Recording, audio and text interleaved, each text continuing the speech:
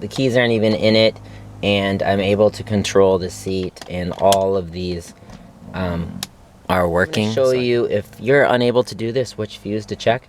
So it's real simple. All you're gonna do is just to the left of your steering wheel, you're gonna have this little compartment that you've known has been there.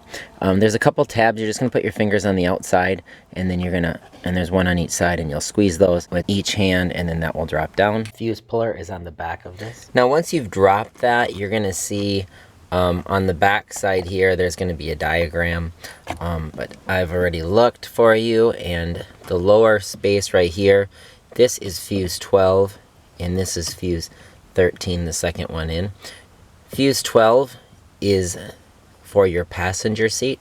That's the fuse for that. Fuse 13 is for your driver's seat. So you're gonna pull that out. We're gonna use a multimeter to test that.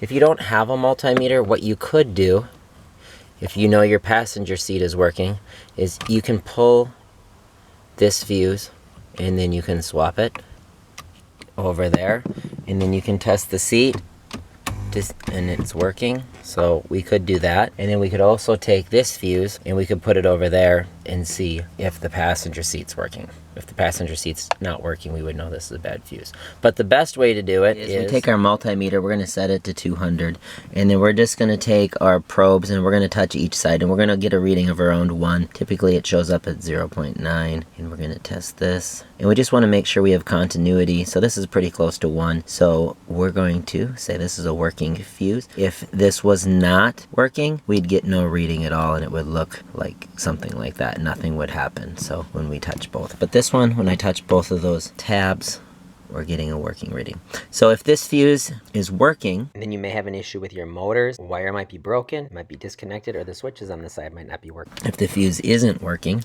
and nothing's happening when you test it, then you're gonna need a new fuse. And this is a lot cheaper to replace.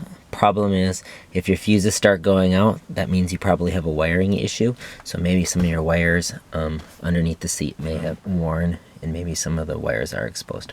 That's something to check as well. So if you continue to have fuses go out, check your wiring. Hopefully this helps, and as always, thanks for watching.